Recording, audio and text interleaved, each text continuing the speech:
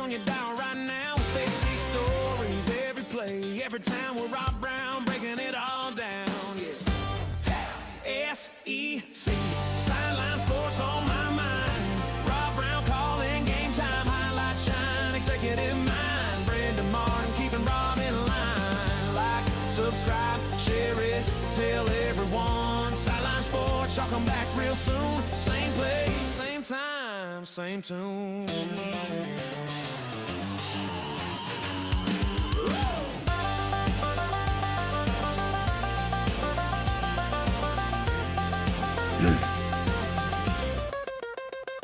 From the booth to the field, every Saturday. Robert, we are live on your own podcast. Yeah, sure. I'm ready to go. Hey, a lot of fun today. We're going to talk about SEC basketball. This race, the Gators, it looks like the Gator Invitational, and Arkansas right on their heels. Florida has the best coach, the best roster. And I ain't saying that to placate anybody. If they didn't, I'd say it. I never will do that. They are that good. Are they better than last year? Hell, I don't know, but I think so. That's a good competition they have. They got a great coach. Who would not want to play for Todd Golden? Look, got a great one today. Jordan Davis Hill, 247 Sports, covers Georgia. Jacques Doucet, WAFB Channel 9 in Baton Rouge. Yancy Porter, Rebel Yell Hotline in Oxford. And Franz Beard, GatorBaitMedia.com, and also the author of a great book, The Golden Season. Take a picture. We're live streaming on 8 channels of Twitter, Facebook, and YouTube. Share it, like it, subscribe. Like Brendan says, make it simple. Hit the button. You know what to do. All of you that know me or anybody, tell your friends, your family, and neighbors. And love what we got going on. Again, like I said, Jordan Davis Hill, 247 Sports on Georgia. And welcome aboard, as always. Thank you for sharing your time with us. Looking at the SEC basketball race, Lenardi's thinking 10, maybe 11. I don't know about that, but Georgia's pushing. Everybody's pushing. And they're all chasing Florida and Arkansas right now. Yeah, absolutely. And it will be interesting to see how many of these teams get in. And I think it's fair to remember last year, I was surprised that 14? How many teams wound up getting in? 14. So maybe we should err more on the side of if they're close, they're going to get in. But it's interesting, especially where I'm watching from the Georgia perspective. They're on that bottom end. They're part of that group that's fighting to try to make the tournament. You know, they're right there with a Texas, who they play on Saturday. I think that's a must-win for Georgia. They're with Missouri, who, to Georgia's credit, that they beat in Columbia early in SEC play. So I'm enjoying the race toward the NCAA tournament. I was talking on another radio hit about, the race toward the end of the regular season. One thing we know, do not think you can go into Nashville and say, well, if we win 2 games here, we should feel okay. Whatever you did at the end of the regular season, you should just feel like that's it, because we've seen the committee in the past just not care about what happens in Nashville. So, for Georgia specifically, they got an important stretch coming up. They play at Kentucky tonight at 9 p.m. Eastern time. I don't know that they're getting that one, but like I said, they host Texas on Saturday. I think that's one they got to have if they're going to keep up in this race. You referenced that they don't pay attention to certain things. They don't certainly pay attention to what you do in the SEC tournament. That hurts. Does that put more pressure? I think it's a good kind of pressure.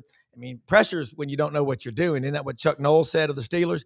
But if you pull off 3 of your next 4 games, you win, and Georgia gets to, say, 8 right there, and then they win a couple in the tournament. I don't know. I see Georgia getting in. I'm interested just to see how this closes out. I think if you're Georgia, you feel good if you get to 9 conference wins in the regular season. That means 4 more wins, which is why losing in Norman over the weekend hurt so badly. That felt like one of the easier wins you could have if you're going to get to 9. I am with you, Rob. I think if they get to 8, there's still a chance. And again, we have to keep in mind that, again, last year, I think we were surprised by the number of SEC teams that got in. I think that 12 was realistic and they got 14 in. But you look ahead, for Georgia to get 4 more wins, they're going to have to find a way to win a combination of games between at Kentucky, home against Texas. Let's see who else they got. At Vanderbilt, home against South Carolina, They host Alabama. They go to Mississippi State. There's a way to get to 4, but losing at Oklahoma, like I said, over the weekend, that really hurt. Now, the good news is they're getting Jeremiah Wilkinson back. He missed last week's games against Florida and Oklahoma. He's been dealing with a shoulder injury.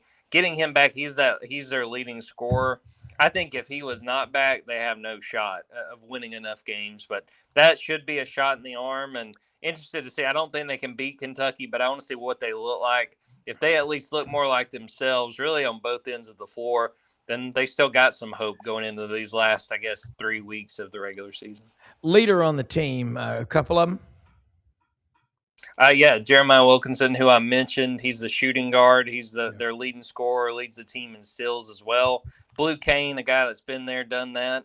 He's in his 3rd year. When you kind of look at the rebuild that Mike White has taken on, I think you look at the class that Blue Kane was a part of, and he and Dylan James are the last guys standing. Silas Emery Jr. was so big in last year's run to the NCAA tournament. He's at UConn now, and he's playing fantastic at UConn, but he was part of that class too. And the guy that I kind of look at as like the X factor over these next 2 or 3 weeks, Santo Surreal, the center, sophomore, a guy that at times he looks like, he's well on his way to being an NBA player one day. And then at times he just gets overpowered. I don't know if Brendan watched that game on Tuesday when Georgia and Florida played, or I guess that might have been Wednesday. But I think he had 2 rebounds. And you just, as good as Florida's bigs are, you have to have a bigger impact than that. So watching him these next few weeks, he's dealt with illness in the last few weeks. I think he's had an ankle injury that's hurt him at times, but this is make or break time, and you need your best players to play their best basketball. He's got to be more impactful. He's got to play a bigger role if Georgia's going to go to the NCAA tournament for the 2nd straight year, the first time since 01-02. It's been a minute now. Yeah, and it is. And look, you look at the SEC, you've got LSU and South Carolina down there. They're a triage unit. They're getting last rights. I don't understand. Lamont Paris, a couple of years ago, they're on fire. They go to Auburn and lose by like 40, and they've never been the same since. All right, switching to, you started over the weekend SEC baseball. I know you love baseball. Your staff, mention the other people. So you are our guy, but Ben Walken, you've got some really talented writers on that site, and people need to know that.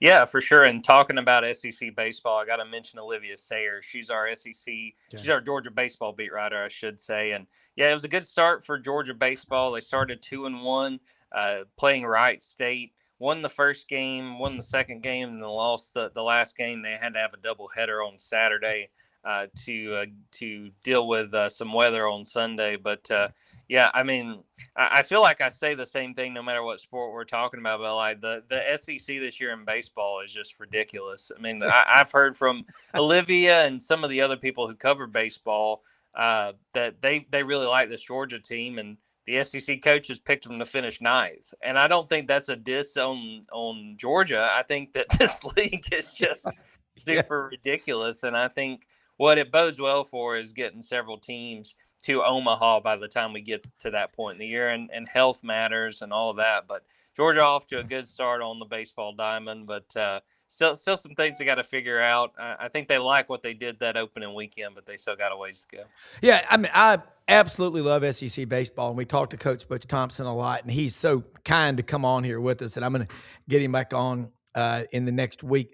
And you look at the interest in there, and the World Series in Omaha. I think you saw the 8 teams that are predicted to get there, and you could finish 9th and host a super regional in the SEC.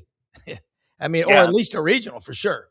Yeah, and I think that it's going to be that kind of year, and I think it's going to be the kind of year where we're looking at Omaha and we're like, wait, didn't that team finish like 6th in the SEC? Like, it's a lot.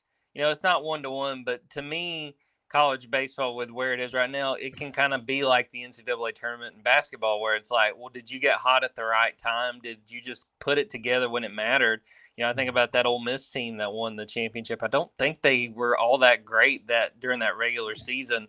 If you put it together at the right time, I mean, heck, as an MLB baseball fan, I think about the Braves the year they won the World Series in 2021. put it together at the right time, win a few games, and see who's the last man standing when it's over. All right, switching gears, you mentioned Major League Baseball. We're hearing salary caps and all that kind of stuff.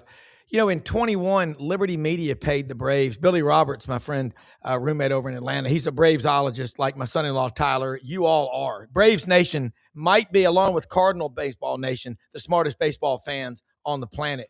But Liberty paid the Braves roster, I think, $147 million, and the Dodgers were at $250 million. So how is that? I mean, life's not fair to begin with, but kind of explain that, because I know you're a baseball. No, everyone wants to be at the Battery. Yeah, I mean, I think we're getting ready to see a lockout in baseball because of the disparity. I think after this season, we're going to see a lockout as some of the teams push for a salary cap. And I just look at it from the Braves' perspective. I am disappointed with their inability, it seems, to spend money. And the season hasn't even started, and I'm about as down on the Braves as I've been in several years because they didn't go out and get a pitcher, and they've already got Spencer Schwellenbach hurt.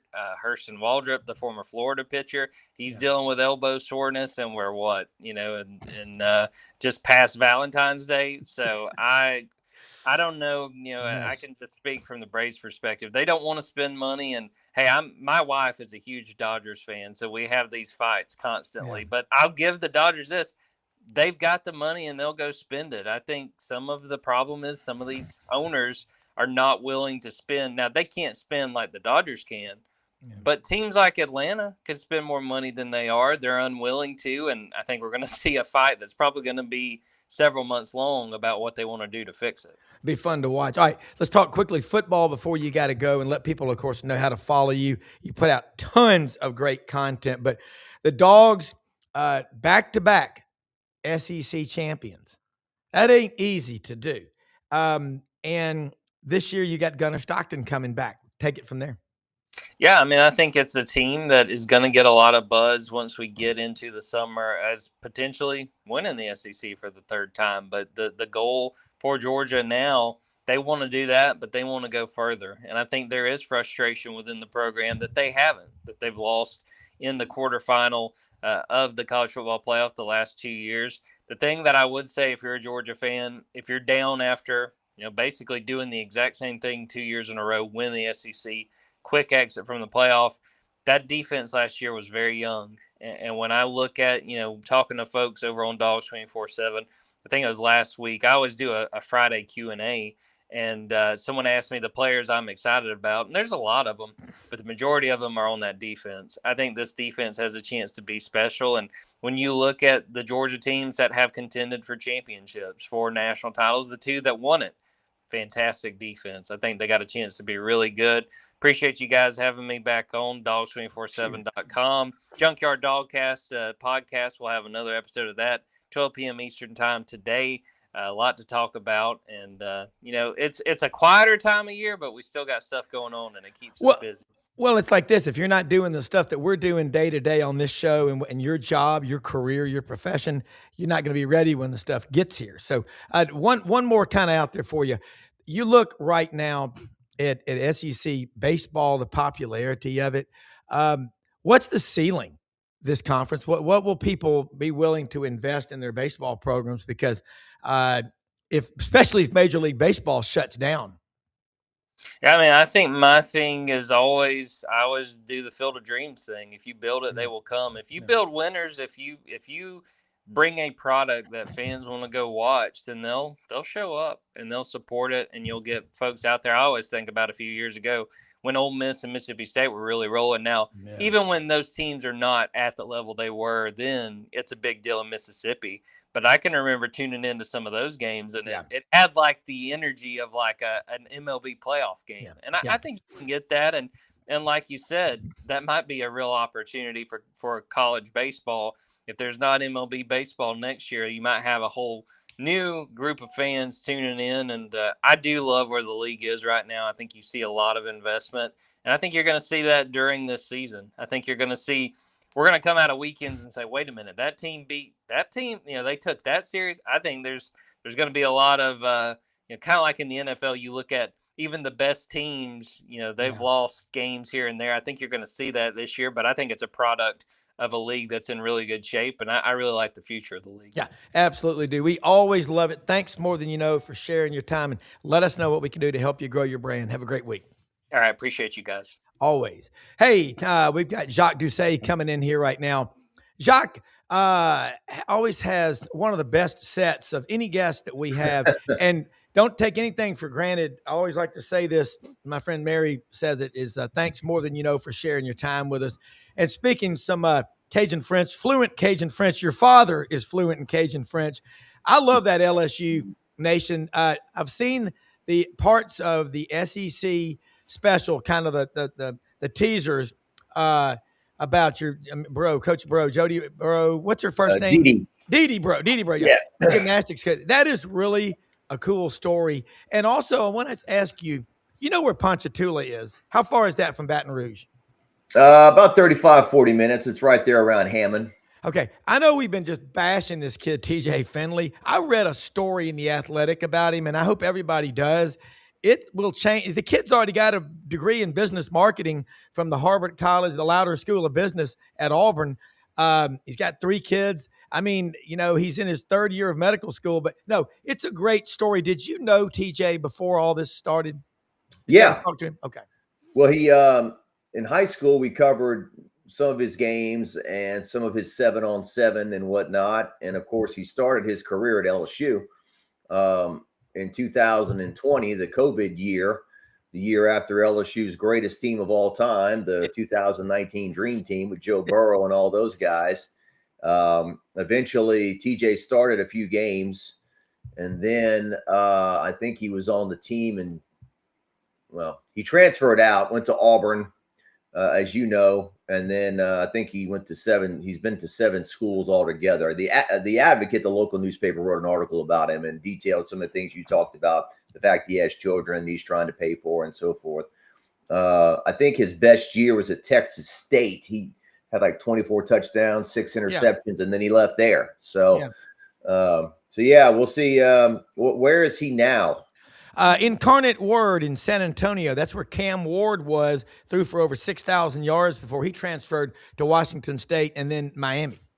Got you. Pretty cool. Ricky story. Williams, the former Texas and Saints running back, had coached there maybe some. I think that's Tom Benson's school, the former Saints owner. Yeah.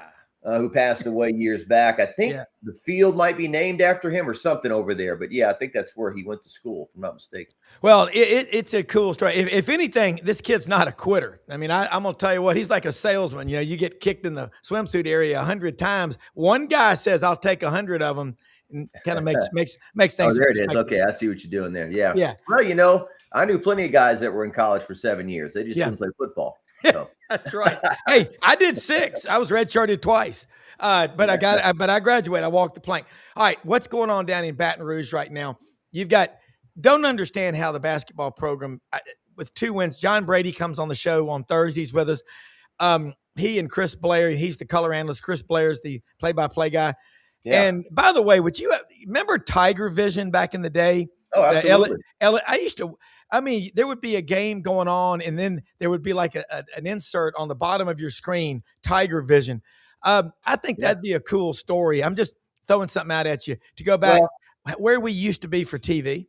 Yeah, well, before, obviously, way before the SEC Network, where you could watch everything either streaming or on television, and, before the rise of ESPN, and certainly, you remember when you got cable for the first time, I think we had 12 channels or something like that, and especially when LSU football wasn't any good with Curly Holman. I think one year, only 2 games were televised, and you would get this thing called Tiger Vision for $49.95, kind of like getting WrestleMania or whatever, the pay-per-view, and then you'd sit there and there was something romantic about, is it going to work or not? And sometimes it would work and sometimes it wouldn't. And then it was a broadcast of the game. And then I think they did for basketball too. Sometimes you pay $12.95 or something to get a basketball game on certain games. But certainly I remember that. I think that was a vision of the former LSU athletic director, Bob Broadhead. in the 80s who was, Yeah. a really good, if you look at his resume, did some really good things at LSU. Hired Skip Bertman, hired Sue Gunner, hired Bill Arnsparger, hired Pat Henry, hired a lot of great coaches, but he was very abrasive, and eventually they ran him out. They fired him. But I think Tiger Vision was one of his ideas. Well, it was a great idea. And Brendan, you and I all do. Is it going to work like a live satellite feed that would be sponsored by the local TV and electronics store back in the late 80s and early 90s? And you'd go to for about 5 seconds and it would seem like 5 days. All right, Jacques. We're not going to talk too much about LSU basketball unless you've got some highlights for us. No, unless it's the women. You want to talk about that? Yeah, you can. Absolutely. Hey, it's all LSU. So tell us what's going on with Kim Mulkey's team. Obviously, gymnastics is a superpower, as well as baseball. Jay Johnson's already won 2 national championships, and he's been there, 4 years? He's entering his 5th year. So, okay, it's 5th year. In the last 3 years. Yeah, we had a real busy weekend on the LSU campus. Friday afternoon at 2:00, the baseball team opening day. They're doing daytime games now early in the season, which I like. They're trying to stay in the heat of the day. Of course, it's been very warm, so the weather's been good. So baseball opened on Friday. They won 3 games against Milwaukee before the weekend was done. They played Kent State last night, won that game, so they're 4-0. Gymnastics had a meet Friday night against Auburn, had over 11,000 fans in the building. Kaylin Chio, LSU super sophomore, got a perfect 10 on the floor. LSU scored a 198.325, which is a huge score. And then on Saturday night, the women's basketball game of the week, LSU hosted Dawn Staley and the South Carolina Gamecocks. And kind of what it's been for LSU, unfortunately, a great game, playing to a standstill, down to the wire. South Carolina makes the plays at the end. LSU doesn't. And South Carolina wins the game. So those are just a few things going on the LSU campus. And obviously today is Mardi Gras, so lots of people down in New Orleans and across the state of Louisiana having a good time, including, Lane Kiffin. I mean, I guess they're really testing his sobriety. He's down there in New Orleans around all these crazy New Orleans folks having a good time. But and then Sean Payton, the former Saints coach, they showed him. He was on some parade routes catching beads. So a lot of people having a good time today on Mardi Gras. Well, I'm getting a lot of pictures from friends like Wes and Becky Craker that live down there. They're from Memphis, but they've got a house there in the quarter. And Frank Duffy, Frank's been down there for about a week and a half. I don't know what his BAC is, but he's having a damn good time. And you know what I'm doing tomorrow when I go to Ash Wednesday Mass for Lent? I'm giving up talking about NIL in the portal, except when absolutely necessary.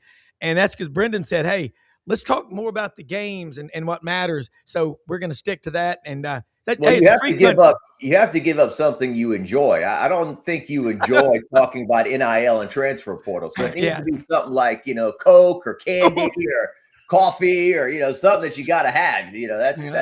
That's Jesus, he was out in the desert suffering. You got to suffer a little bit. Hey, I'm an Auburn fan. I'm suffering, man. 6 straight years, but it's like 89 to 94.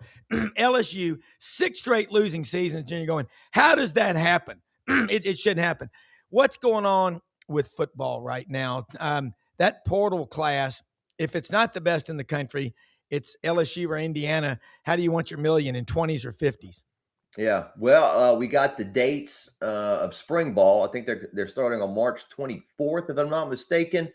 The big question in the media is if we're going to see anything, if we can go watch any kind of practice, or he's going to shut the whole thing down. We're not. Our hopes are not high in terms of, or expectations aren't high in terms of what we're going to be able to see. So, they took 42 in and out of the portal, 3 quarterbacks. They signed 15 or 16 high school kids. So you're talking about 60 new players altogether. You're talking about, I think, at least 13 new coaches when you count Kiffin. So obviously spring ball is going to be very important to learning the offense, getting some timing down. I think these quarterbacks, Sam Levitt and the others, are going to have to really kind of work on their own, work with the receivers, get the timing down, learn the offense. And it's a dynamite schedule for LSU, as I think I've talked to you about. In terms of who they're playing, where they're going.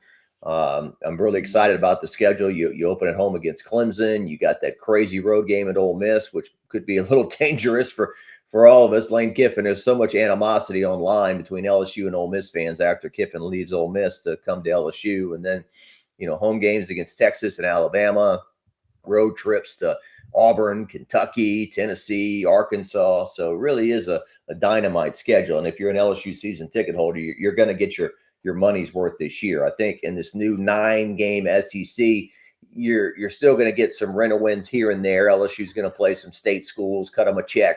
But a lot of those games are going to go away. People, they don't want to watch that stuff anymore. And it's hard to, over the years, LSU, had some historic slip-ups where they lost to Miami of Ohio in 1986, the week after they beat Texas A&M.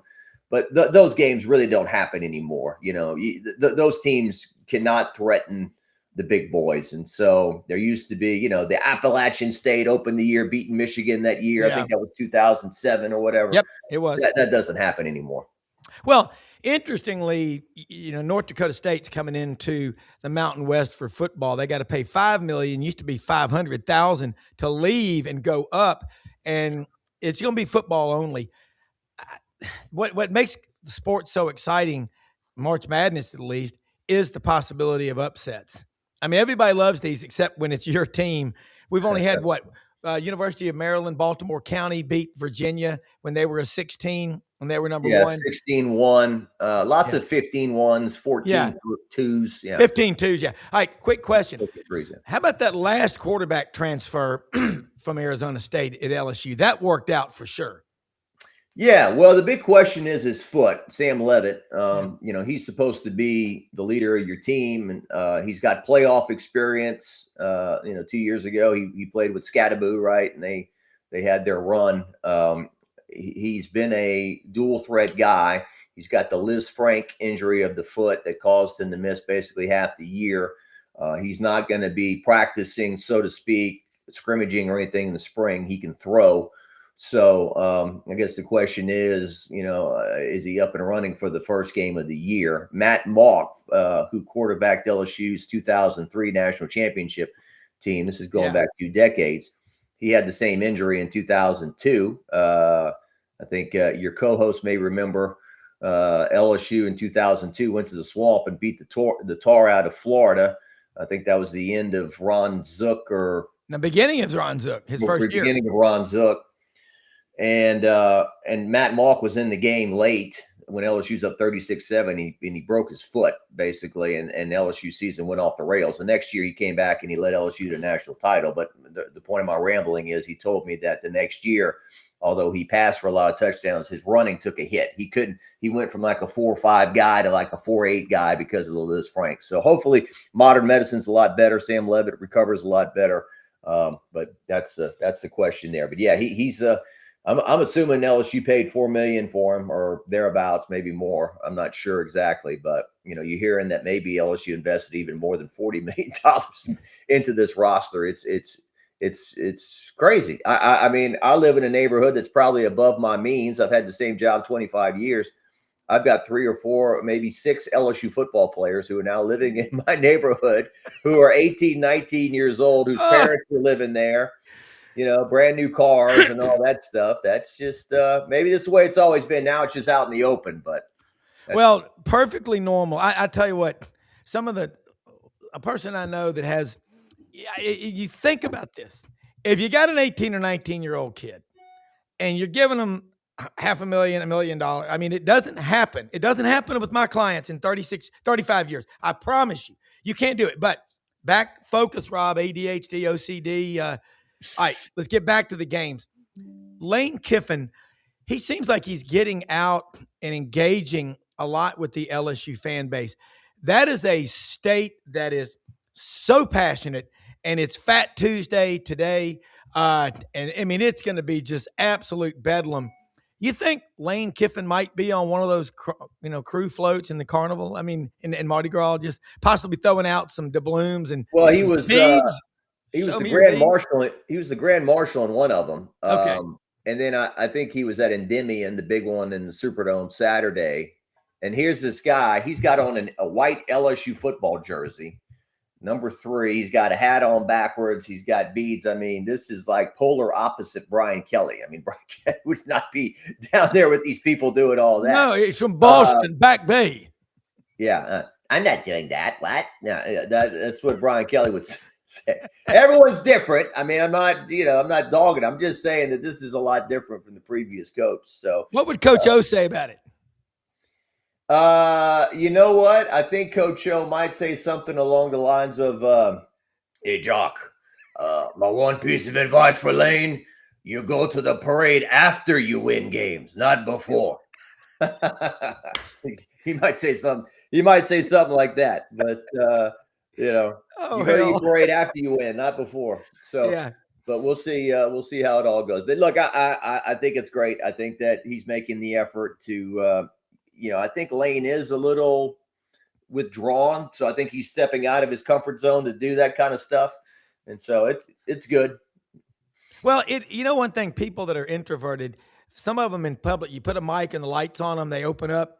But I dated a person before that was an introvert, and it didn't work out. I mean, because it was just a 180, But to me, it's easy because I was forced as a kid to meet people all the time, traveling and going to the Capitol and whatever.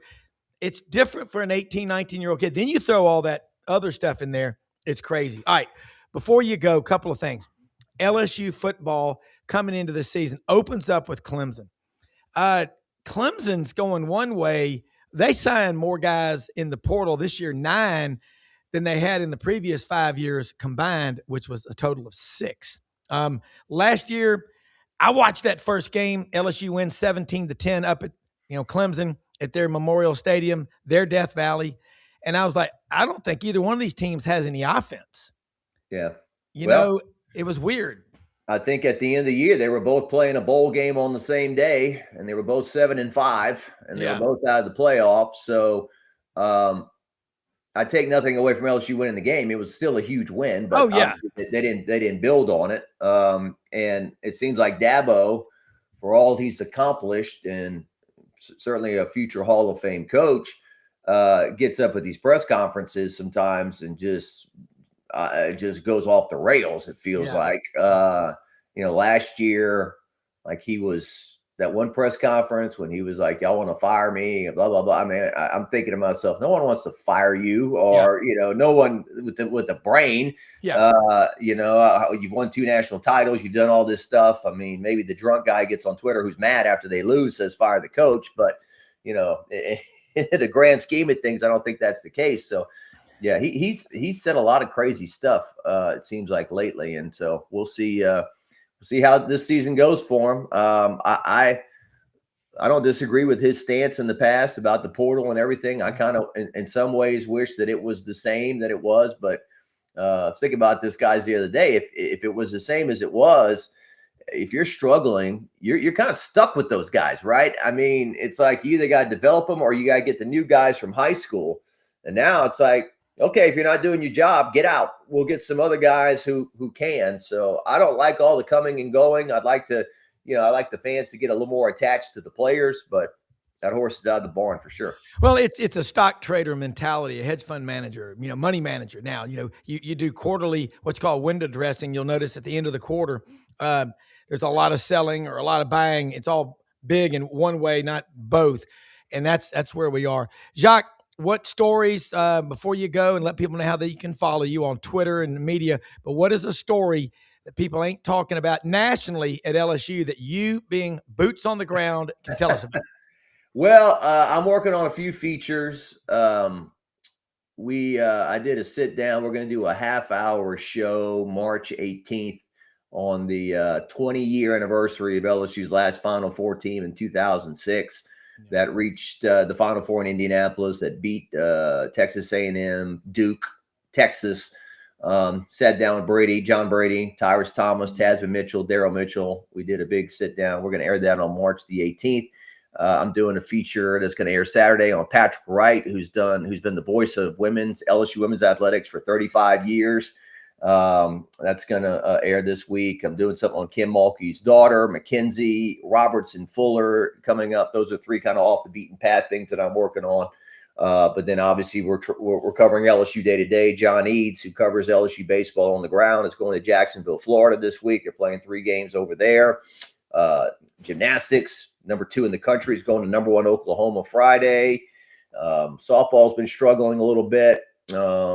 So a lot going on. Men's basketball, we didn't really talk about them. They're, I don't know if Matt McMahon's coming back next year or not. Yeah. Seems like there's some momentum that he will be back. Burge Allsbury obviously is LSU's new athletic director. So, there was kind of the first stage where he landed Lane Kiffin as the head coach and got over that big hurdle, big victory. Now he's got some other things with men's basketball where they're at. Softball, some people are grumbling about that. So those are just a few things happening in Baton Rouge. You can find me on X, Twitter, at Jacques Doucet, my name here on the screen, my Facebook page, and we are WAFB TV. And Mr. Bornay would say before an LSU home football game, say it, and I'll let you go. Let's see. What did you say? It's Saturday night in Tiger Stadium, and here come your Fighting Tigers of LSU. But the sun finds its home. Doesn't he say when the sun finds its home in the western? Ladies and gentlemen, the sun has found its spot in the western sky. But yeah, I should be able to recite that. Chance of rain, never. Like he would say, chance of rain. He paused, and the whole crowd would scream, "Never, never rains in Tiger Stadium."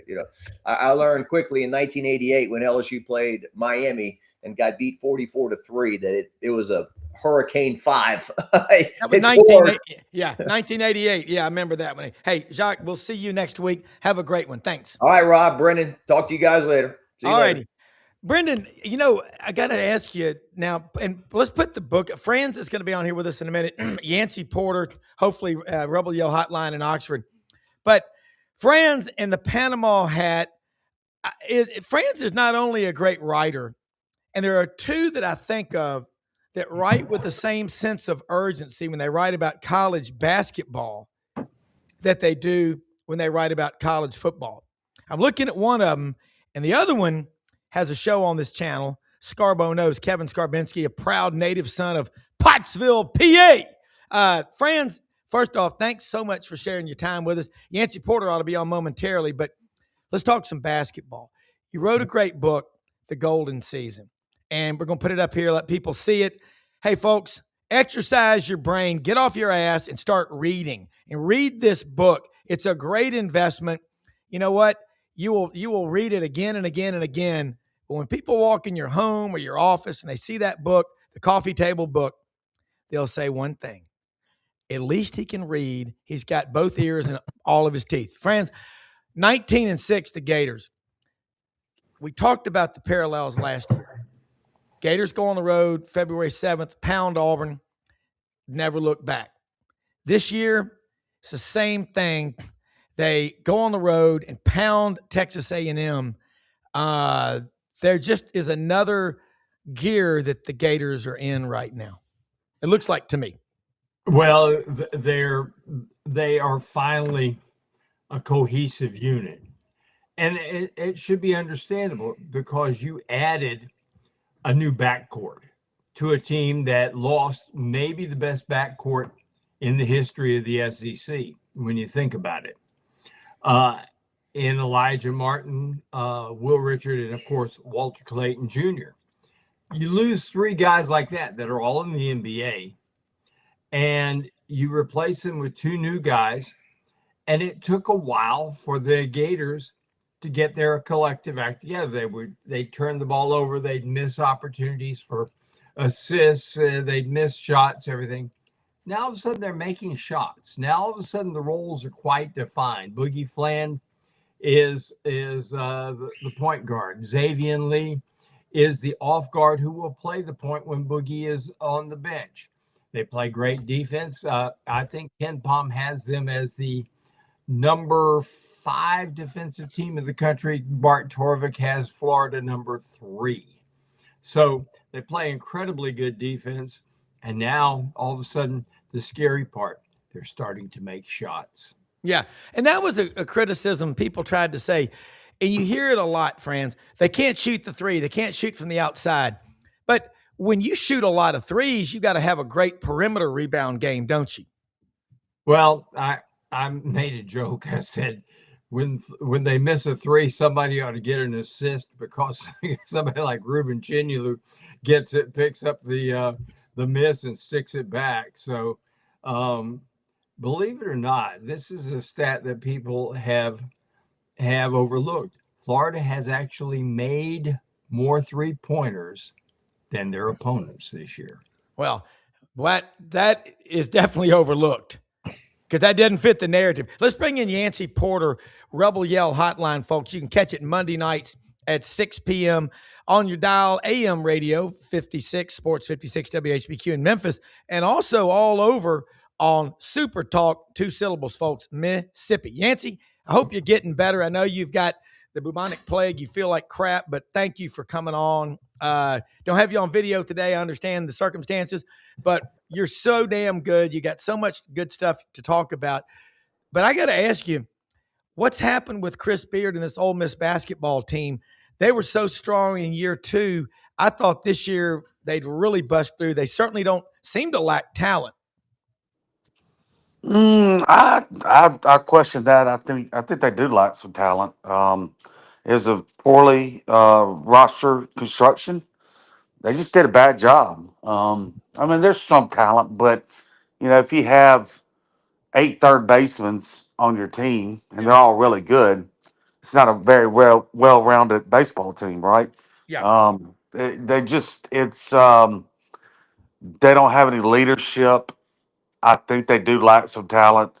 They got a couple scores, but there's no chemistry on the team. They're just a very, very bad basketball team. Does Chris Beard, people are going to start asking, is he going to stick around? Ole Miss is giving him everything he needs, I would think, financially.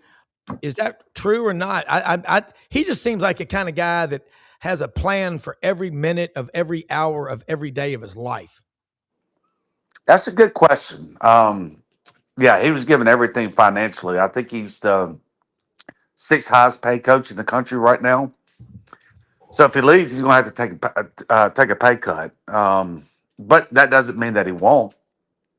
Because it's going to be more difficult going forward. He got a very large sum for his roster this season, and it's going to be hard for him to get that kind of money next year, I would think, because the success that football's having, the type of baseball team and program that Ole Miss has, and they've been neglected, the baseball program, for the last 2 or 3 years, believe it or not. And they're going to have a Omaha type team this season, but they got to get that NIL right over there at the baseball program. And Chris was given everything he needed and some this year. And to come back to some of the alumni and the university and ask for that again, it's going to be difficult for him to get that again. He might say, "The heck with it. I'm going to go to a basketball school." Right? Those aren't SEC unless it's named Kentucky. There's only one basketball school. Florida's got a hell of a program.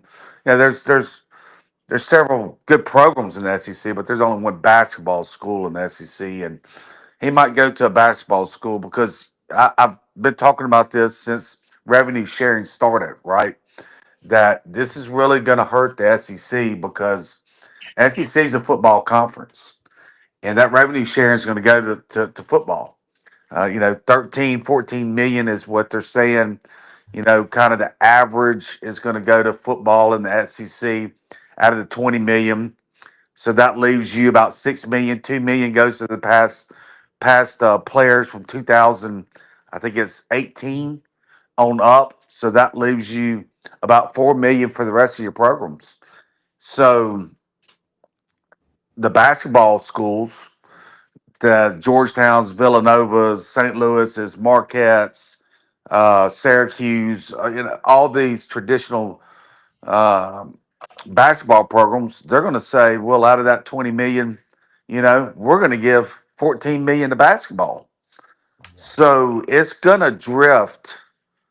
That's why you're already starting to see a little bit of the SEC from last year to this year. They're still going to get in so many teams this year. I think probably 8, 9. They were talking about 12 at the beginning. I think it'll settle around 8-ish. Yeah.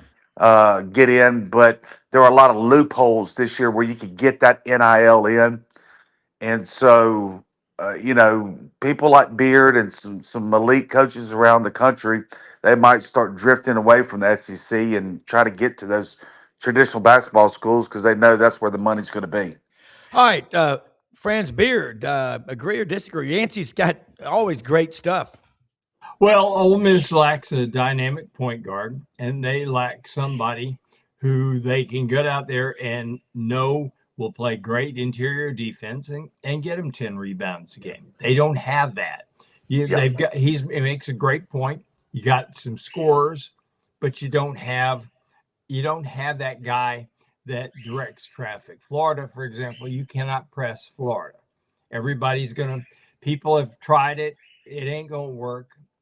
They are, of all the teams in the entire country, they may be the hardest one to full court press. So, and then they got rim protectors, they got rebounders, etc. Makes a big difference. But you got that guy that you give him the ball and you clear out and he breaks the press. He gets people in the right place, and that's Boogie Fland. I think he's the most underrated point guard in the SEC and maybe in the entire country. And Ole Miss is liking that. The schools that win are going to have no problem getting money. And I can tell you that right now. Kentucky will outspend everybody. We already know that. They got a $22 million roster right now. And I'm looking at their schedule. They're 8-4. They're a loss away from not winning the SEC. Florida's got such a great situation. Florida is 10-2. They got 2 games this week that I would venture to say they'll win by 20 or more, and that'll put them at 12-2, needing only with 4 games to go. You split those 4, and I think they'll do better than that. But you split those 4, and they win the SEC at 14. Yeah, that would be huge. And Yancy, you talked Brett, about this. Let me ask you a question there. Yeah. You said all the schools are going to get the money that they need. We all know that football drives the boat in the SEC. Kentucky, I agree. They will probably give 12, 13 million to basketball out of their revenue share. There's only so much now you can pass through that NIL structure. How are they going to get? What did Florida spend on their roster this year? Let me ask you that. I think $9 million. $9 million. Okay, so going forward, do you think these SEC programs can, without giving more to revenue sharing the basketball, keep up with the basketball programs in roster construction? Well, first and foremost, you got to have a coach who understands how to construct a roster, and that let's start at the foundation of it all. Florida's got the best in I think in the country in Todd Golden. At $9 million, you certainly did. Yeah, but you got to have the right coach who understands roster construction and understands you build up it to a certain extent. You got developmental guys, and then you bring in supplemental guys in the portal. Money's always going to be there. Kentucky can say, okay, we'll give all 20 million to football. And you know what their boosters will say? We'll take care of the basketball guys. They always have taken care of the basketball guys. Yeah. They always will. I don't know. Yancy, if you ever get a chance to be at Kentucky and see what's called Wildcat Lodge. Yeah. Mm-hmm. Wildcat Lodge makes the Ritz-Carlton look like Motel 6. Oh, yeah. I've been to it. And Kentucky's a unicorn in the SEC, though. That's what I'm saying. I mean, there's a big difference between 22 million and 9 million with Kentucky and Florida. But Florida needed more. Florida's got people. Florida doesn't have the gazillionaires like Arkansas has. Arkansas's got only God has more money than the Longhorns. Only God and the Longhorns have more money than the Aggies. only God, the Longhorns and the Aggies have more money than the Sooners. And then you got Arkansas right there. Yeah. Okay. But Florida's doesn't have the gazillionaires, but we got a lot of millionaires, and we got a lot of people who whatever Todd needs, Todd will have it. Okay. And you're going to have schools like that. Tennessee, I think, is the same thing. For example, Alabama, they've always spent money under the table. They'll always spend money under the table. It's Alabama. It's in their inherent nature. Auburn looks at Alabama and says, they cheated. They're one up on us in NCAA violations. We got to go out and cheat some and get some, and even the score. But I think the Aggies, Alabama, and Auburn are the three most penalized schools in the history of the SEC when it comes to NCAA violations. How Kentucky is not there is beyond me, but that's okay. Yeah, and I do think, Yancy, you're right about this revenue sharing, basketball, the unicorn, and that's also been the downfall of the ACC. Like Ellis Johnson says, holding on to the 800 SAT score and Chapel Hill maintaining this narrative that college basketball is king. And that has turned the ACC into, they're struggling. I mean, and basketball is not what it was. Football's not, man, it should be. It should be. They're in a talent-rich area. But, guys, this is interesting stuff. All right, here in the last 7 minutes or so, you heard, they needed 9, they got 9. If money can solve it, it's not really a problem. I've been told that a lot in my life. But it can also solve other problems. If you've $22 million on that Kentucky roster and they're not the dominant team in the league, A&M spends more money than anybody along with Texas. Again, they're not winning championships. No. So, Yancy, what kind of appetite do the Ole Miss fans have right now? They're looking ahead to football. Let's look at that. You got. Yeah, it's all football and baseball right now at Ole Miss. Yeah. So spring practice is about to start. Gators are going to crank up. I heard John Summerall. I'm going to get John Summerall. He's a great. That's the one I wanted. I think it was the best hire in the offseason. But man, the SEC, I think this fall is going to be a lot stronger than most people are going to believe. Starting with Ole Miss, let's talk about the roster. And Trinidad will play. They ain't going to keep him off the field. Yeah, that's already done. Yeah. That's 100% there. And I think that his lawyers wish they would appeal. It won't come up before the end of the season, but it's something that they would like to. I don't think the NCAA wants to open up those can of worms with other cases that it can open up if an appeal is made. Of course, it's going to be back in the Mississippi courts. Yeah. So Trinidad's going to be the quarterback next year for Ole Miss. That is 100% certainly right there. With that said, they're anything less than competing and being in that championship game is going to be a disappointing season for Ole Miss. This is going to be the most highly anticipated season since probably 1967, 68. You got to remember last year, they were hoping to compete to get to the playoffs, but this year, it's championship or bust. All right, Franz, you've had a chance to talk to a lot of coaches in your time. Talk about John Summerall. I know some fans are asking questions on the chat sector over here.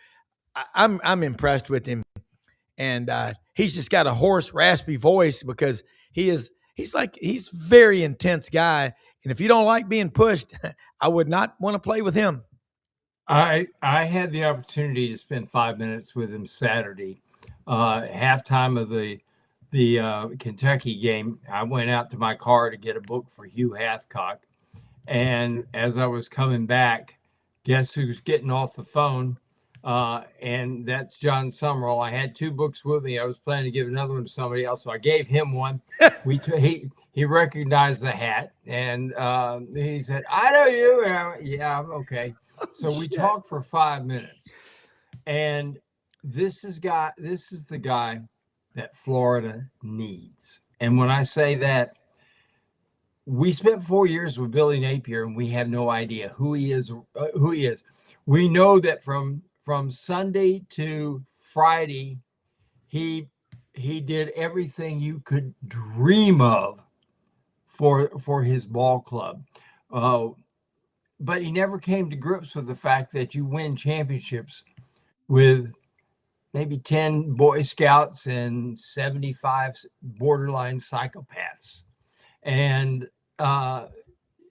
anybody who says differently, you're living in a fantasy world. I mean, you got to take guys off the street that otherwise, that if it weren't for football, would go to prison. And you got to, because it's a violent game and it demands violent people. But here's a guy in John Summerall who knows this, but he knows the fan base, and he knows that the Florida fans need to know who's in charge. We need to know about his wife and his kids and his family and what he thinks about life itself. And he's made himself available to do that. He's done more in 2 months than Billy Napier did in 4 years, as far as that. And the fan base is so. If Billy had done this, the fan base would have been far more forgiving. They weren't. They're not. If they're already looking at John Summerall and saying he's going to win, it's just a matter of how long, and we'll give him the rope that he needs to do it. Yeah. Yeah. Well, it's just neat to get to talk to a coach. Yancy, I'll ask you this and I'll let you go. We got a couple of seconds here. Have you had a chance to talk to Pete Golding? You probably know him. Yeah, he lives right down the street from me. Okay. All right. But no, yeah, I mean he's he had to hit the road in a total sprint, right? It's Yeah. he has a lot going on, so they're just. It was one thing after another. You take over the coach and you're in the playoff run and as the head coach, and then sign a day and then portal window there. Then Chambliss, the questions about that with the court date hanging over. Now that's over. And, you got official visits about to crank up and been on the road evaluating and spring practice. And it's just, I don't think he's had a chance to really catch his breath yet. That won't start until after the football camps in the second week of June. And then he'll finally be able to kind of compress a little bit and play a little bit of golf with his kids and be a normal human for a bit. Well, look, great stuff. Friends Beard, GatorBaitMedia.com. Buy the book, read it. Yancy Porter, Rebel Yell Hotline. Also, Oxford Magazine, folks. It's a great magazine. You read this, be a subscriber, have this in your office. It's a sign of class and intelligence, like Yancy is. Yancy, I hope you get over this cold that you've got. Franz, love the parrots in the background, but we'll see y'all both next week, and I appreciate your time. All right. Let me say something about our sponsors. You got to get a vehicle. Landers Ford right there over my shoulder, folks. LandersFordMemphis.com. They are open every day of the week except Sunday. Brad Bellamy is the general manager. Kent Ritchie, the owner. Don Kitchens, president. They're presenting title sponsor of the Touchdown Club of Memphis. Their name's on 6 stadiums in the Mid-South. They're everywhere. Great corporate partner. Kent Ritchie voted one of the top 8 Ford dealers, owners in America out of 10,000 for all the great work he does. Hey, also right down the street from Hewlett and Dunn. And let me say something about these Pro Athletes Hemp Association. Hempforpros.com. Lights out gummies. 25%. Use the promo code Sidelines for 25% off. They've got energy. They've got chill. But the pain, roll-ons and the gels and the lotions, they really work. They will make you stop. I use them with injuries, pains. They absolutely work. Go to hempforpros.com. Aches and pains. You want a good night's sleep? That's their store. Hewlett and Dunn, roofing.com on the historic square in Collierville, Tennessee. All your boots, your Barber, your Filson, STS. They got men's and women's, kids' boots. They got them for 2-year-olds. They're great looking. Hey, and let me say, mytownroofing.com. Get out there, get your roof checked before it caves in. Hey, most often we see the face of Christ in the least among us. We're blessed beyond belief. Thank you